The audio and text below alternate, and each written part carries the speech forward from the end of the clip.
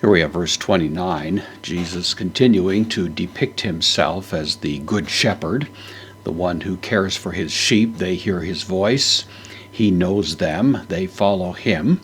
And of course, what he's been driving toward as well is that these that belong to him were actually given to him by the Father, a point that he gets to rather dramatically here in verse 29, where we see ho, the article, masculine, singular, nominative, ho pater, the word for father, and the nominative, the pater mu, the possessive first person pronoun, the father of me, and then ho, the relative pronoun, which is referring back to the father of me, who, or which, dedoken, this is from didomi, means I give. In this case, it's the third person singular, perfect active indicative, meaning that he gave them to me in the past and they continue to be given to me in the present. Moi, the dative of the personal pronoun, so the father of me who gave them to me, the indirect object here.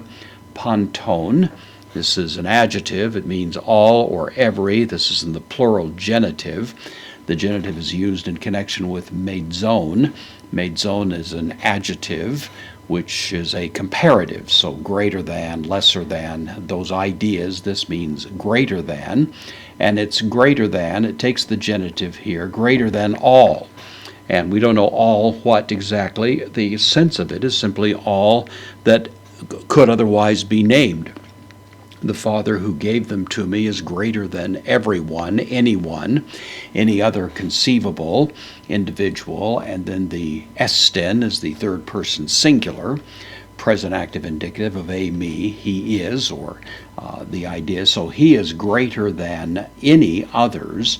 And this, of course, is hearkening back to the previous verse in which Jesus has pointed out that no one is capable to pluck such that are the sheep of Jesus out of his hand. And now, as if to drive the point home more emphatically, he says the Father is greater than anyone, and kai, the connective, oudeis.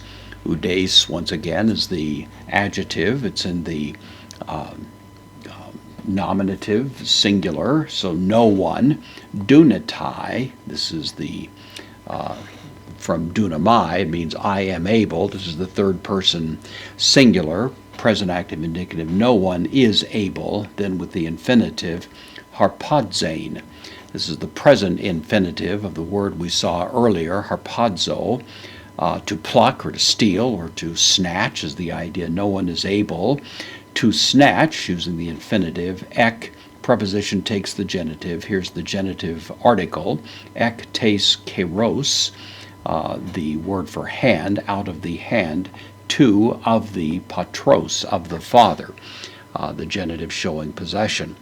So even if someone contemplated that a sheep could be taken, plucked out of the hand of Jesus, Jesus himself puts himself into the care of the Father and says that even if you crucify me, even if you nail my hands to a cross, thinking that somehow you're undoing my power, there is one who is greater than all, and that no one is able to take anyone out of his hand, as well as mine. And then the next verse, of course, is going to drive this home with a rather dramatic and emphatic and explicit identification of Jesus with his Father, and we'll see that in the next verse.